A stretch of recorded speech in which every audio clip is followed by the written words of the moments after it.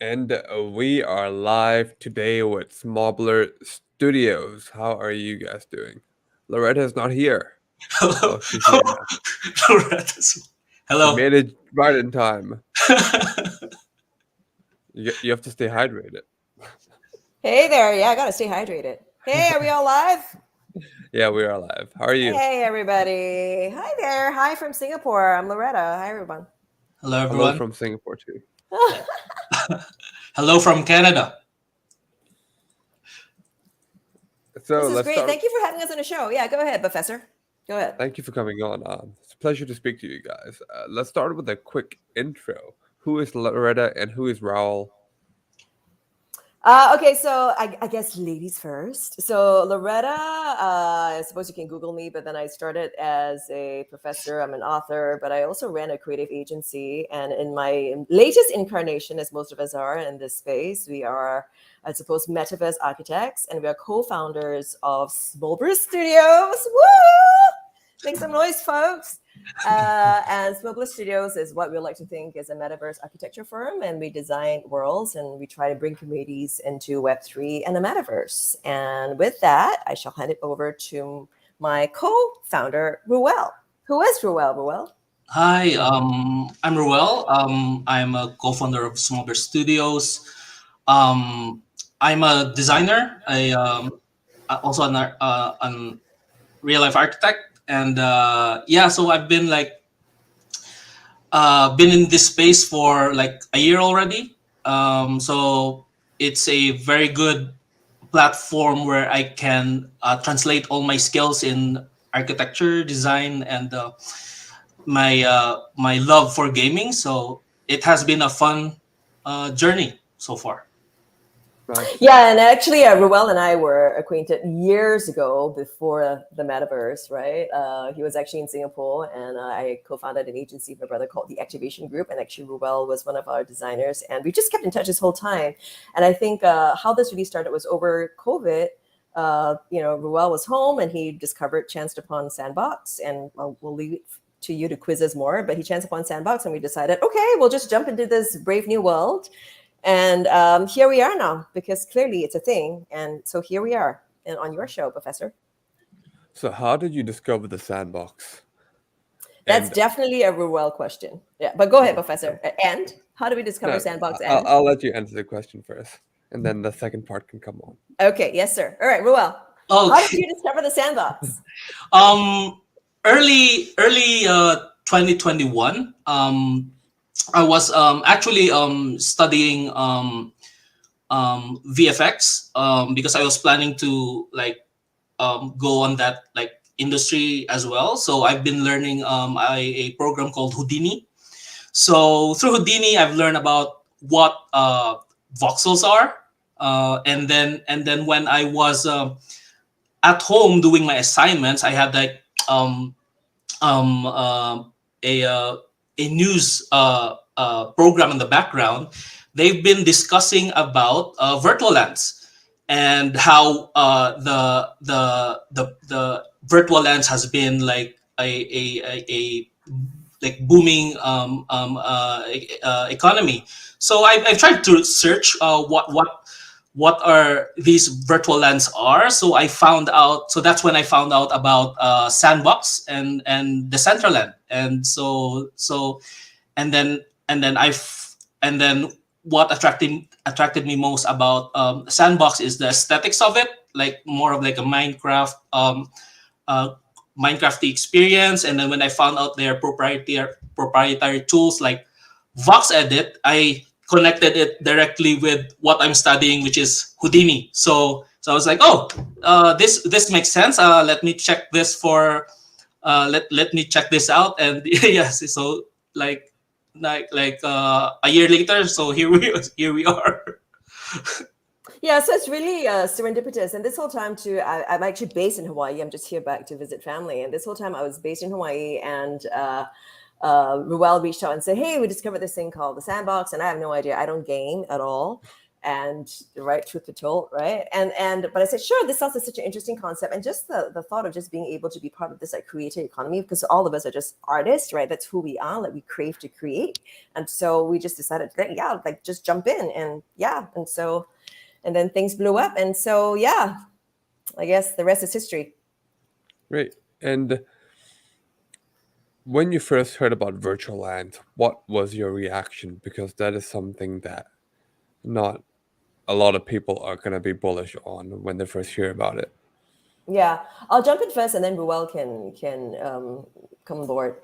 Basically, I think that the concept of virtual land, I think still today for a lot of people, they like even my own husband, and he's an architect, and he's like, "What? You know, isn't this just like digitized air?"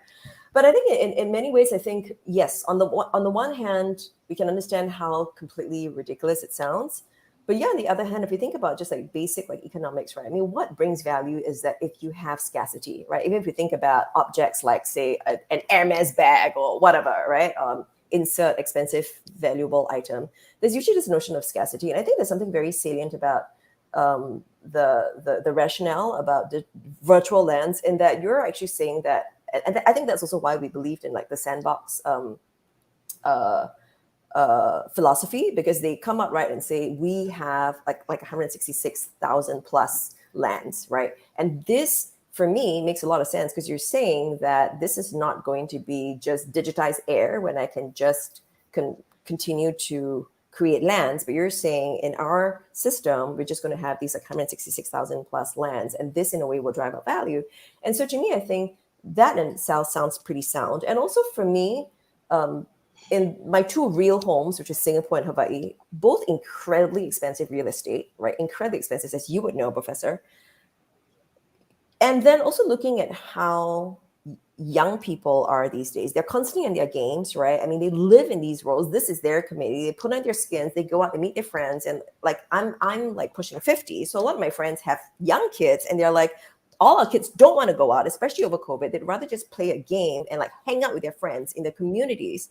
So that kind of clicks in my head. It's like, if these young kids are already used to building communities in a digitized space or virtual space, it makes sense that they're going to think it's completely viable to invest in these lands. If you're already buying skins, right, you're going to think that it makes perfect sense to live in these lands. And I can imagine in like densely populated cities where we're in, we're going to think, hey, if it's going to be completely out of reach for me to buy, you know, this XYZ property in real life, it might make sense for me, because I know my friends are going to be hanging out in these digital communities or virtual lands. It makes sense for me to invest in these virtual lands. So I think conceptually, it makes a lot of sense. And I think if we looked at it through the eyes of young people, it may not make sense through the lens of like a 50-something or a Gen Xer or a baby boomer, you know. But I think if we looked at it from the eyes of a young person, a Gen Z or an Alpha Gen, like I see this as potentially the space that we want to be. It's like way cooler to hang out in your like virtual, you know, condo pad, or you know,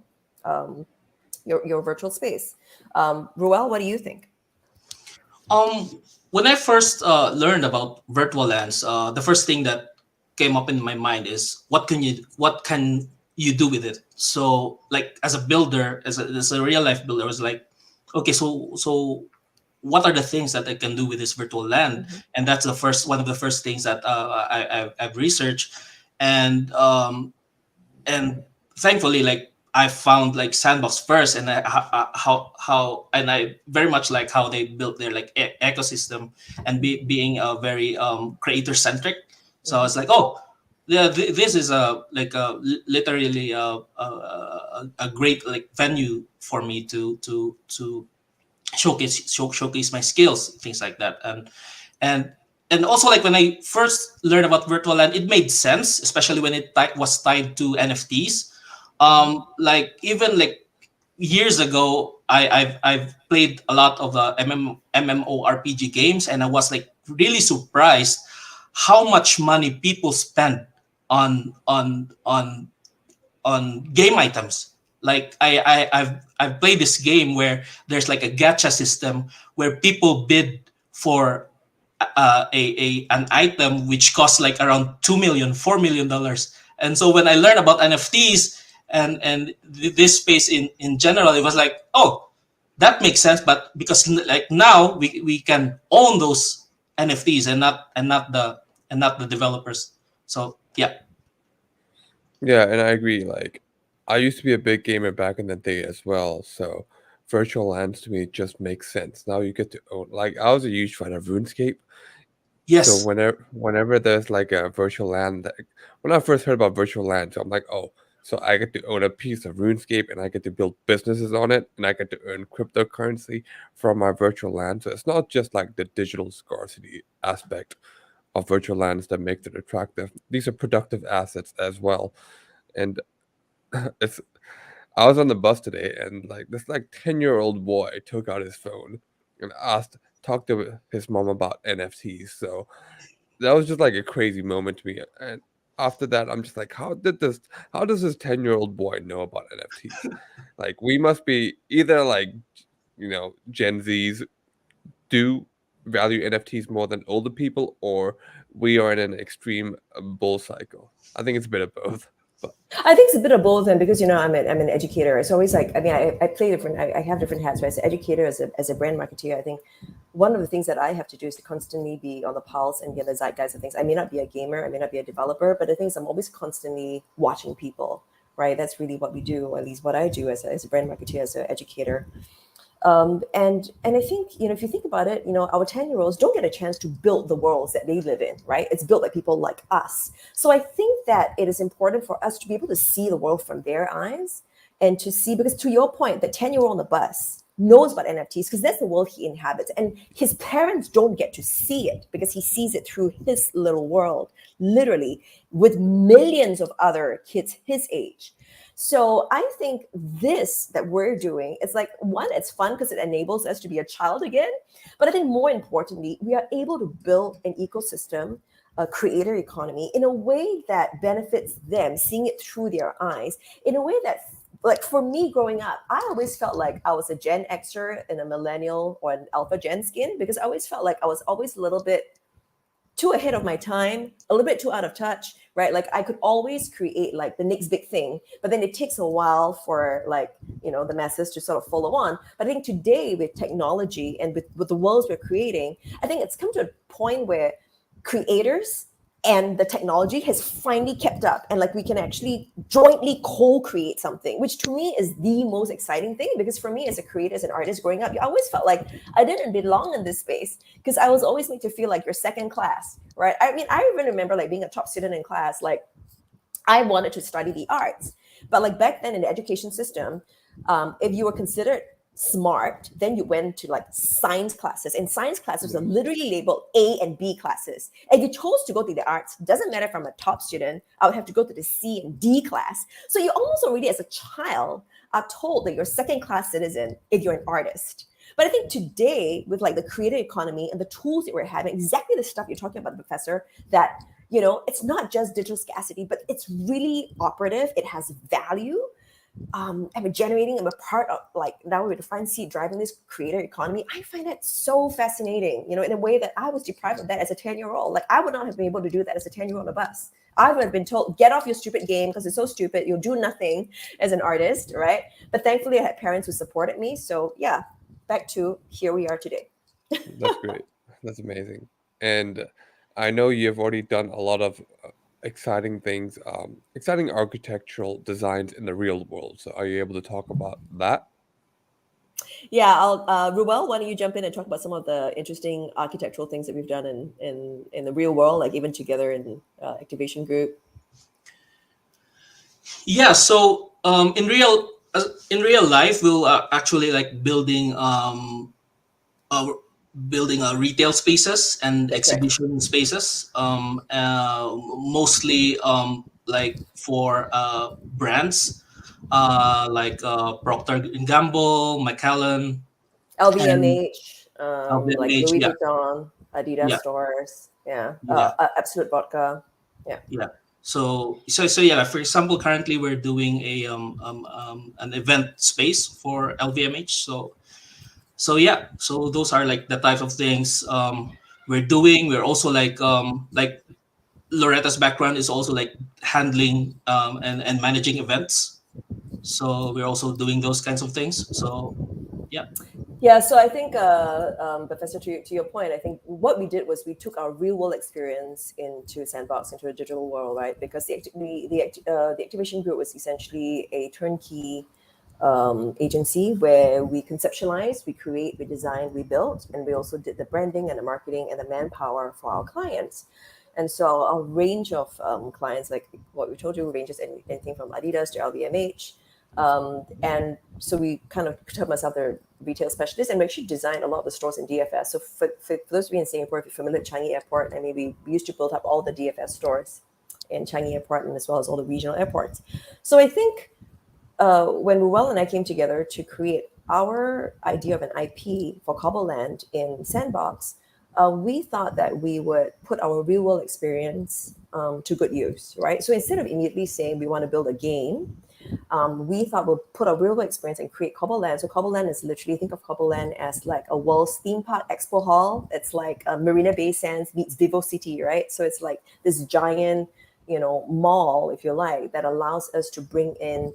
And also, Ruel and I were very purpose-driven. We're really purpose-driven in that we love supporting like solopreneurs, LGBTQIA, BIPOC, traditionally underserved population that may not be able to like afford real estate in real life, but to be able to bring them into the virtual space. So this was even before it all blew up, right? This was really like what got us excited that, wow, in real life, we may not be able to own like capital land, right? But in this space, we could create this and invite folks to come on board with us. Because if you had a brand, to set up a brick and mortar store was really expensive. And we know that because we built that for our clients. We know how much it costs. And it's cost prohibitive for a lot of new players. And we thought we could create this IP to invite folks to come on board with us in Cobbleland. That was really our intention. And of course, like gamification. And I think our USP at Smobler Studios is really to create really beautiful, livable communities and cities and worlds, because we do have that real world experience. And in many ways, it's easier. I say easier, and then I'll follow that up. I mean, it's easier in that we don't have to deal with regulation. You don't have to deal with permits. You don't have to deal with, a building cost, etc. But of course, here the other challenge is like dealing with how do we make the experience gamified? How do we make sure that people want to keep coming back again to the space, right? So it's different challenges, but it's not the kind of challenges we had as a brick and mortar builder, but we had all these regulations and all these like building permits to deal with. So now we're spending our time really just unleashing our creativity, because the stuff that we built like doesn't really need to adhere to the laws of gravity, right? So it's in a way it's really fun for us. Well, what else do you want to add to that, like our real experience into the virtual world? One of the inspirations that I had for Cobbleland actually is how could I use my IP, which is Cobble, in the metaverse. I actually started Cobble more than 10 years ago as just like a side project. When I was in Singapore, I was like really bored, so I created a web comics with these characters. And when my son was born, I was like a really excited father, and I want him to introduce into the world of art. So I tried to do Cobbleland as an IP and introduce my son to it. And then so when I found out about Sandbox, I went, hi, it makes sense. I can do a like a Disneyland for Cobble in Sandbox. So that's one. And then number two is I've worked as an exhibition designer more than 10 years ago, and we've helped in our agency. We've helped small and medium enterprises to market their brands abroad. So this was way back in when I was in the Philippines. So I've seen that these small and medium enterprises don't know even they have very, very good products, but they don't know what to do with their brand. They don't even have good packaging. They don't even have a website. So like I was thinking like for in this industry, in this new space, this would be these small and medium enterprises will be the last in line again to be introduced in this space. So I was thinking if we could help them to help onboard them early, so that they will not be like the last people on earth that will knew about the metaverse. Then that would be a very good thing for this type of companies. So that's the inspiration behind. Yeah, One of the we're very inspiration behind purpose driven. Cobbleland. Yeah, exactly. Yeah. And how do you go about onboarding them? Because yeah, there are a lot of people that are entering the metaverse right now, but I would say there are more people that are skeptical of the metaverse. So maybe that is definitely a me question. So a lot of folks that we onboarded, first off, they are it's like low lying fruit, right? Friends and family who believe in you. But more than that, I think what's common about all of these brands that we've onboarded is that they're all change makers. They're all very different. They're all willing to lean in, and they're all willing to be on an adventure, right? So, like for example, Access Path. Access Path, we're trying to build for them the world's first accessibility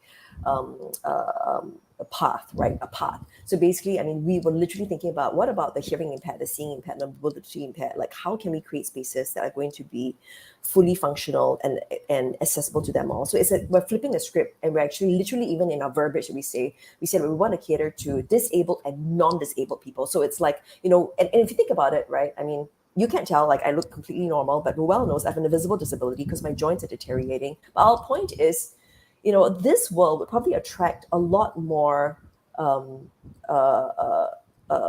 mobility impact folks, right? Who this is like their lifeline, right? To stay connected with the world. And so we're thinking if we can create something that allows them to feel fully immersive and to build communities, but yet also allow, like I said, disabled and non-disabled folks to come in to interact, right? I think that is really sticking to our guns and creating truly inclusive environments. So we have brands and folks like this who know of our brand and what we stand for and our sense of purpose that come on board.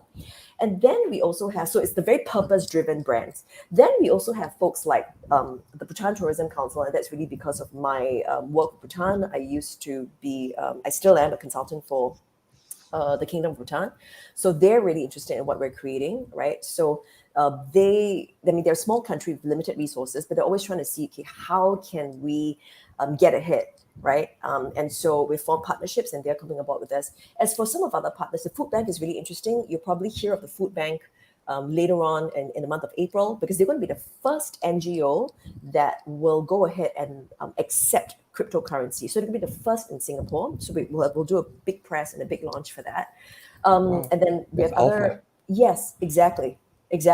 And I think the point is it is attracting and bringing on board like-minded people who are not afraid to be different, who are iconoclasts in their own right, who are change makers in their own right. And at this point, the folks that we're drawing on board are folks that are very purpose-driven.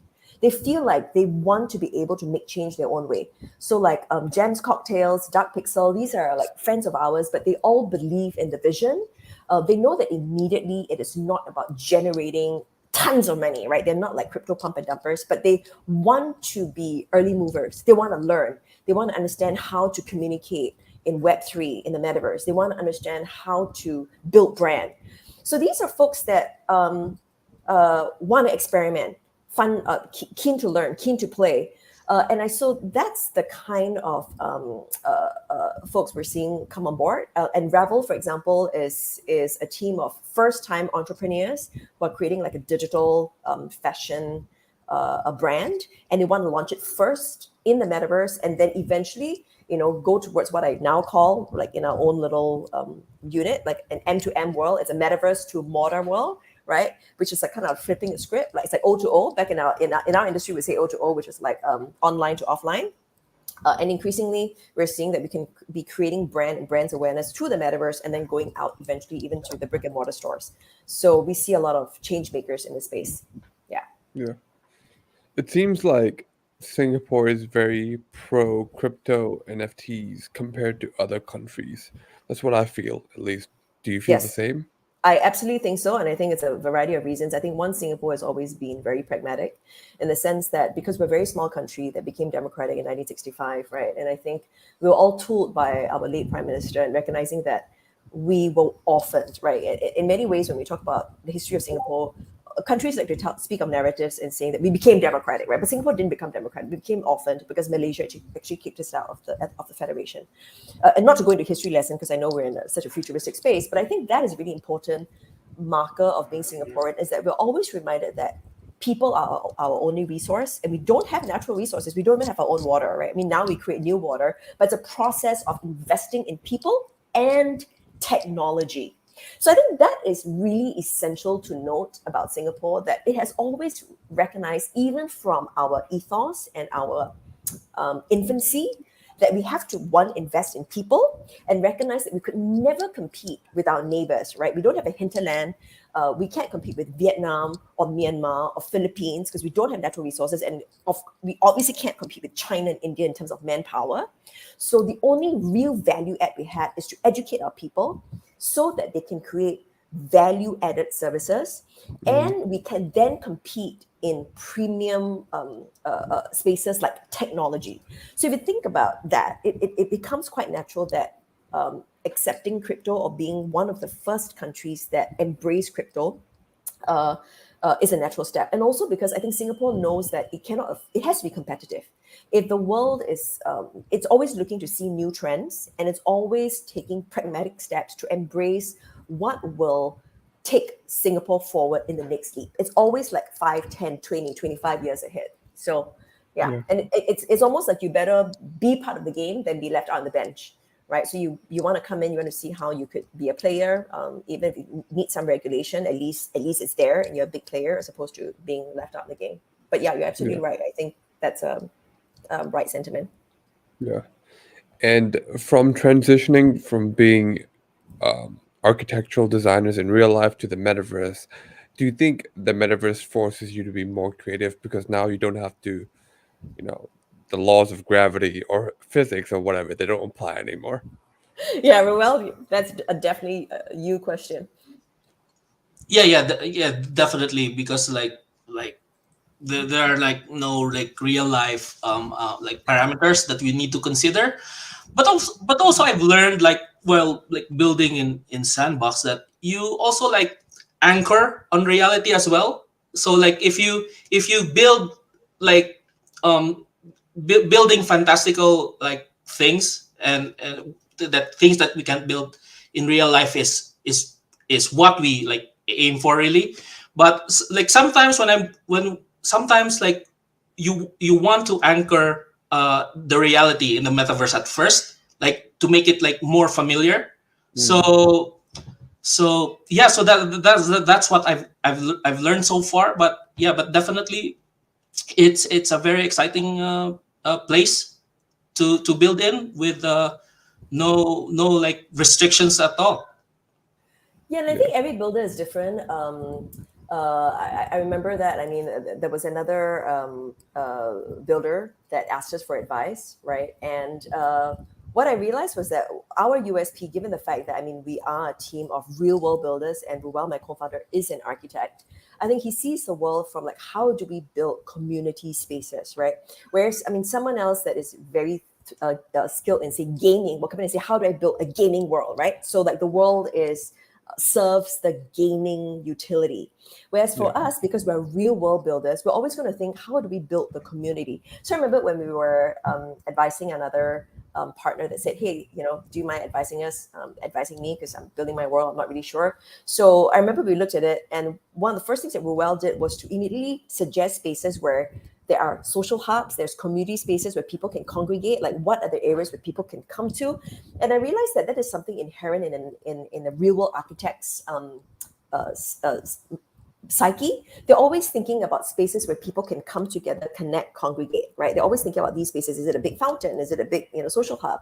So that sort of makes it slightly different from, say, a game developer, because they're trying to think, what do I do to create the best gaming experience, right? So I think eventually, yes, that's why I keep saying we need to collaborate, right? So if there are game studios out there, please reach out to us, because we really want to collaborate, because I do think that it has to come together, right? We need exciting gamification and people who can think that way, but we also need to eventually, if we want to make the metaverse a more communal space, then I think we need to bring in interdisciplinary tool sets, right? The architects of the world would think about creating spaces that make it very livable, and then our game developers are going to think of how do we make it like really fun and really exciting. So I think it really takes all types. So it's a really exciting time to be alive and to be creating. And Yeah. and that's why we said immediately yes, to collaborating with you folks, because it's just fun to be able to co-create together. Yeah, definitely. And as a Sandbox studio, what are the services that you guys offer? Ruel?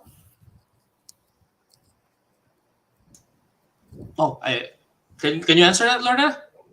As a studio, what services we offer? Yeah, so I think definitely for us, our USP is that we really specialize in world building. I mean, just given Ruel's expertise, I think we like to say that our USP is in the world building.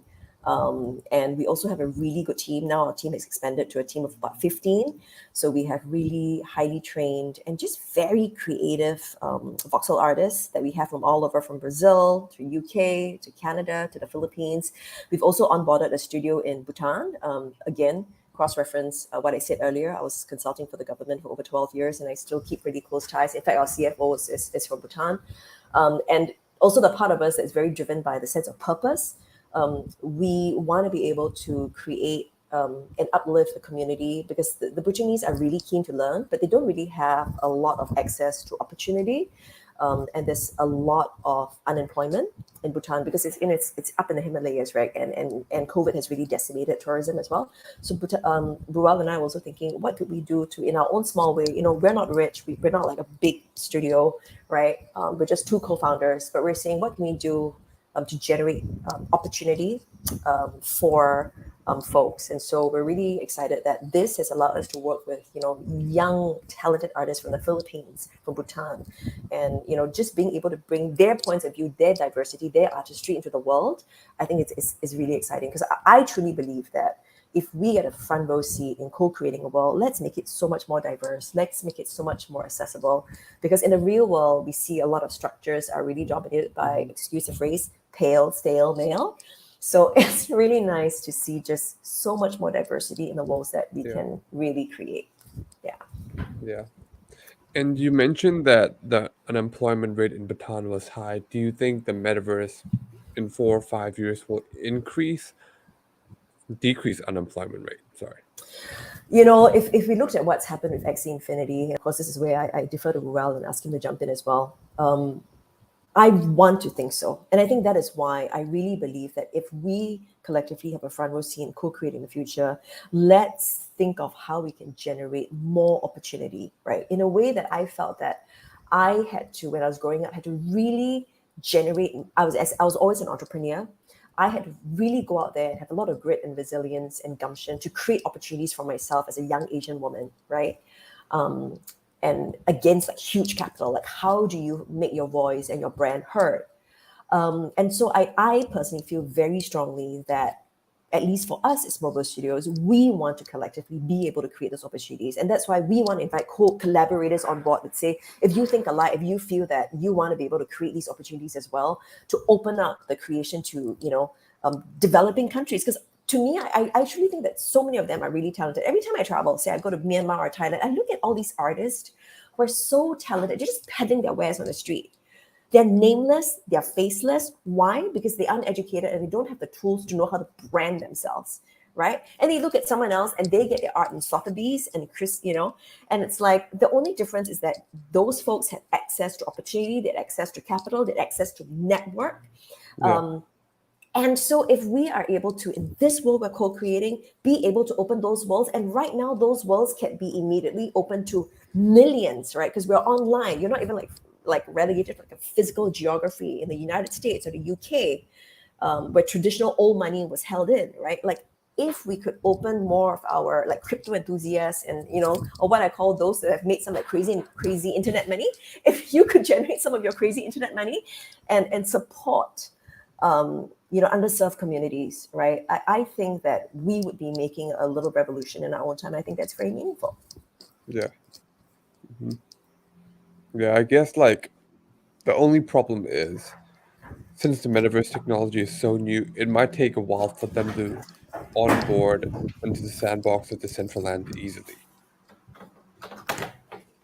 Yeah. Sorry, I had to charge my uh, computer. No, I agree. And I think that this ecosystem will take time, but then also judging from, and I think Ruel should jump in because he's so much more familiar with Sandbox and with gaming.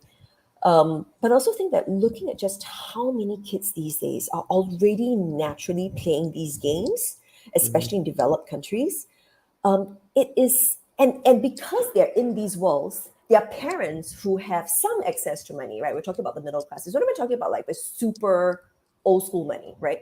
Just upper middle classes are now able to see a little bit of the world through their kids' eyes. Because I would have a conversation with parents my age, and they will know about Roblox or they will know about Fortnite because they have kids on it. So I kind of feel like the parents are opening up their worlds um, because of their kids. And so now I think we could potentially be seeing a little revolution where parents may say, hey, it may be okay for my kid to study graphic, or maybe okay for my kid to study media, or even maybe okay for my kid to study gaming, heaven forbid, right? Like 20 years ago, if you tried to tell your parents that, what? You want to game for the rest of your life? Yeah. Are you kidding me?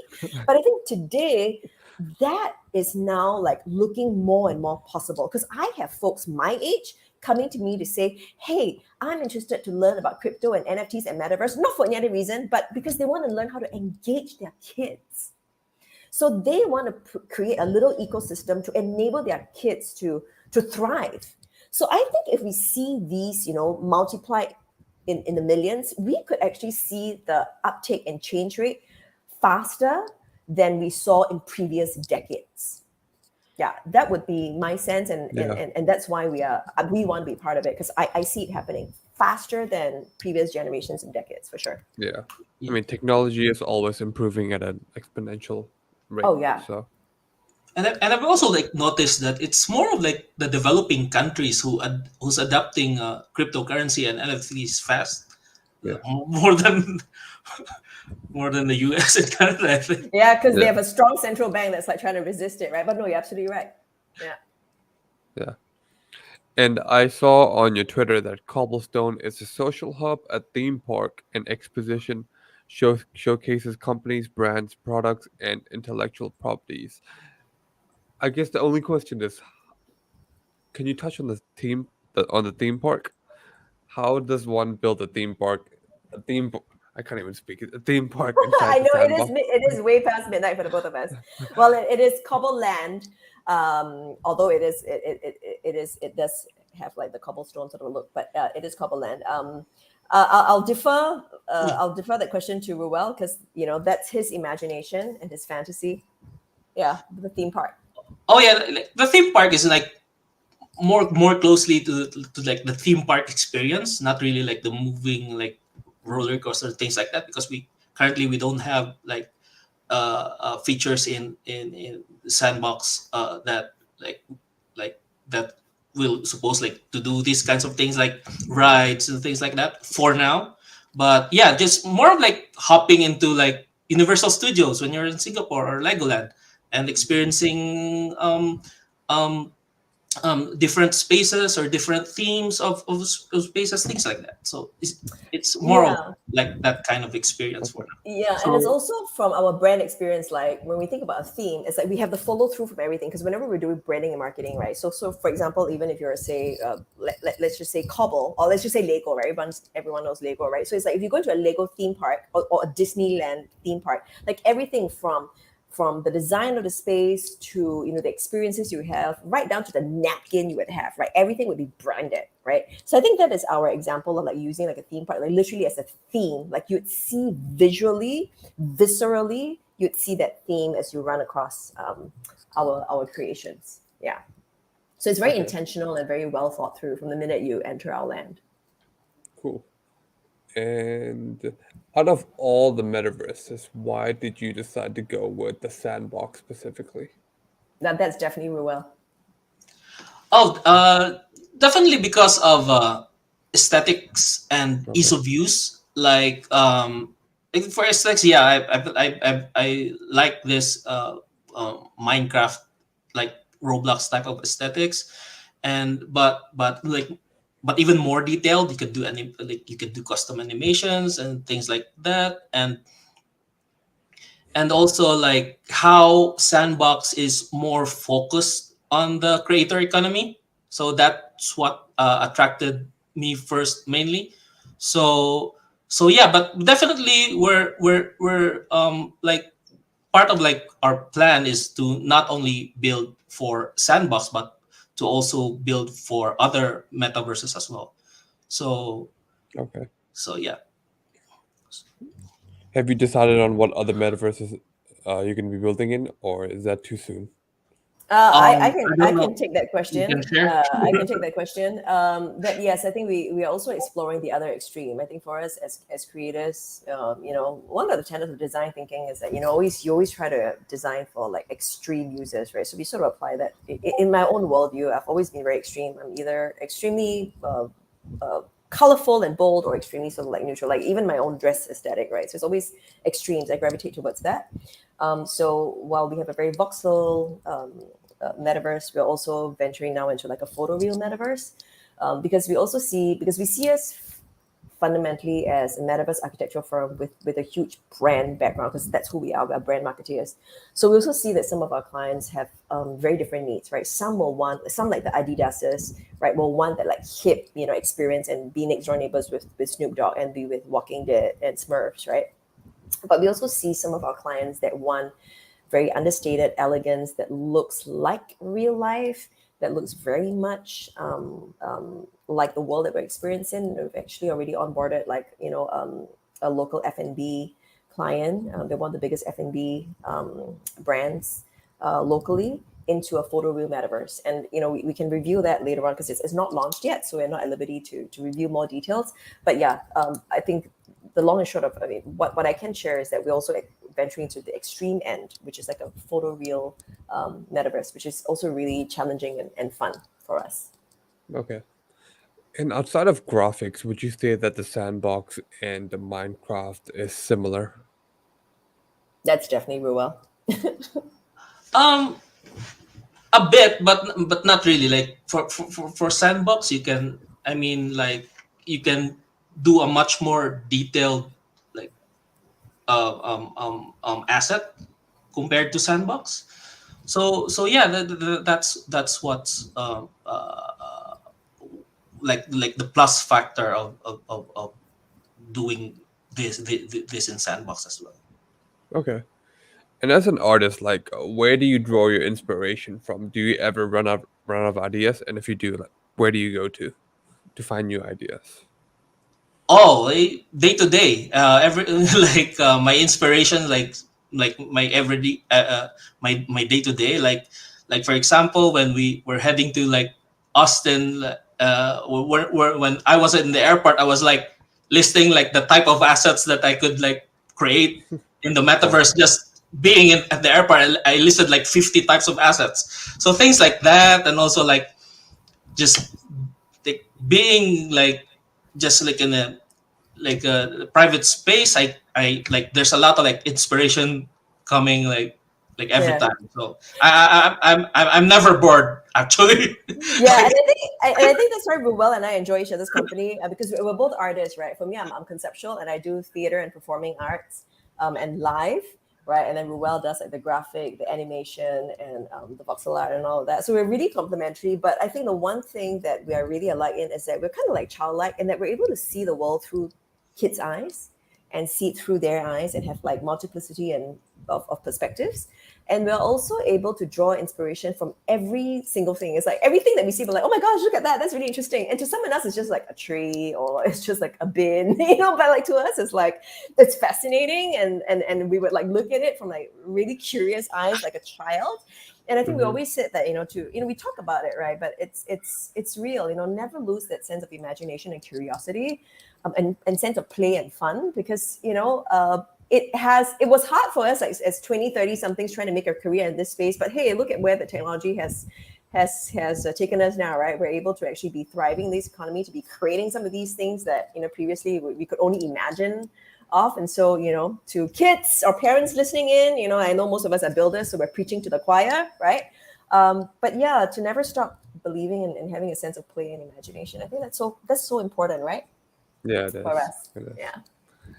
And I've just realized that recently because after getting into the Web3 space, I've just like tunnel visioned myself into whatever's going on, and I've just completely forgotten about the outside world. But I think the more I forget about the outside world, the less creative I become. I don't know why, but it Yeah. just feels that way. So I have to make sure I get reconnected. Touch grass. I think that's the saying. Very important. Yeah, very important. It's really important. So in fact, for those 2 weeks or 10 to 12 for 14 days, I can't remember anymore, but we're at South by Southwest. Actually, Ruel took, and because he's a young child, so he actually takes his son out to the playground daily, right? And I think that's really important for me. I'm like walking around. I like walking. I put on my shoes and I go traipse about and I walk. And I think that inspires it. And then we'll come back and then we'll say, okay, so what did you see today? And then we'll exchange experiences. We'll talk about the things we've seen. So that's always really exciting when we go out to the real world and then we bring our inspirations back into this world we're co-creating together. And does your child help you stay more creative? Because kids do have the wildest imaginations. Yes, definitely. Like for example, like at the start of the pandemic, so like I lost my job, and there's nothing else really that I can do while at home. So I've been doing like illustrations like for years, but I've since stopped. But when the pandemic started, I got back to illustration again. So that's when I started like drawing um, an art a day, every day for like the next 4 months, and then my kid was like watching me do it, and I was surprised that when like a couple of months later he was like 4 years old, and he was like sketching in the in in in my iPad as well. So I got like really inspired by those things. Like he was probably inspired by me, and I was like inspired by him. So he was like the one dictating like what should I draw, things like that. So like later on, we're like collaborating on what we're doing. We're doing like a collaborative illustration, and I'm kept posting it on my Instagram. So that's so at the in the end, that's how like the first like Cobble collection that I did, that I made into NFTs. Even before I found about Sandbox, I was planning to create a collection of my NFTs that I've done during the pandemic. So it's also like some sort of like a coping mechanism for me as well, because like during the pandemic I was like starting to have panic attacks because of probably like the uncertainty of things. So yeah, so being creative, and my son also like going to that route as well, like inspires me a lot. And yeah, so Yeah, sure. And right now we're living through a period where NFTs get a lot of hate. So have you experienced any hate online or in real life? And if so, how do you deal with it? And what are your thoughts? I'll jump in. I've had folks, because I'm fairly public and I get a lot of like media interviews, and then I have folks that come up. So it's almost like, I would say now it's more like 70-30, like 70% are really interested to learn. And I suppose it's also like the folks who will approach me and ask me, they tend to be very supportive, and they're like, that's really interesting. Tell me more. Like, how can we get in? But like the 30%, like the naysayers, they are more saying things like, I think it's like listening to, Bitcoin in the early days, right? I remember hearing about Bitcoin in the early days, but I was much younger then, and you listen to all the naysayers like, oh no, how could this be? This is a scam, right?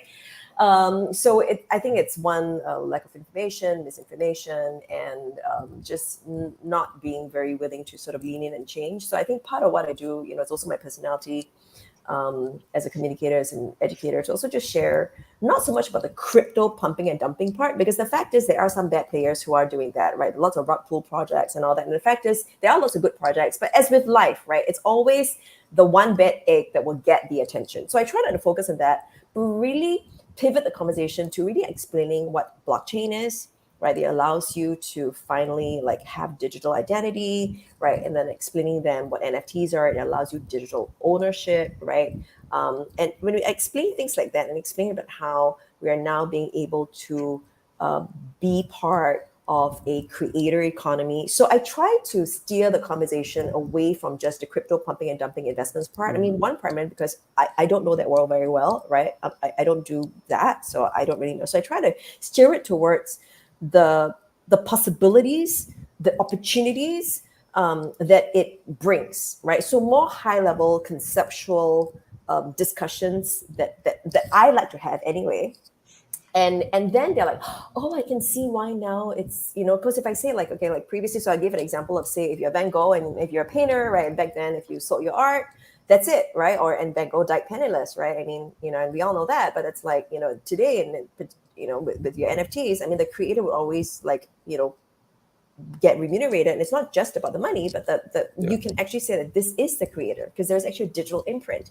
And think about how important it is, and compared to, say, like owning a real world asset. I mean, why do you go out and buy a house or a car or MS bag or whatever, right? Insert a luxury item, is because you have that sense of this is yours, and you can prove that. You have a little certificate, you can authenticate, and now finally we're able to do that for our creations. And I think when people see that, then they're like, oh, I can understand. So that's how I get around it, because I don't really want to go down that rabbit hole of like trying to explain crypto and all that, because it's not my forte as well. So I try to stick to what I know best, which is like the creation element.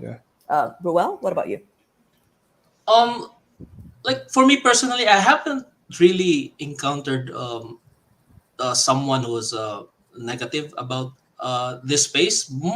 They're more of like curious, but and then at first, like they try to like not really like distance themselves, but more of like not really caring about it at first. But as time progressed, they become like asking questions, and more of like, oh, can you help me buy lands, things like that, or yeah, what are the NFTs that I can hop into? So yeah, like at first, like they're more of like not really into it, but yeah, like curiosity really like gets Yeah, and I have to say the turning point is, I mean, not that we're fans, right? But I have to say the turning point is when the Zuck came out in October to Oh yes, announce especially. about, yeah. So that then it became like, initially it was like indie or underground, right, or subculture, Yeah. or pop culture. It suddenly became mass culture, and now people are like, oh, can you tell us about it? And I think the general misconception that I do spend time trying to debunk is that NFTs are not like equals to Meta. Meta is not equals to Oculus. So I think I spend a lot of time trying to debunk that myth Yeah. that the metaverse is not the Oculus.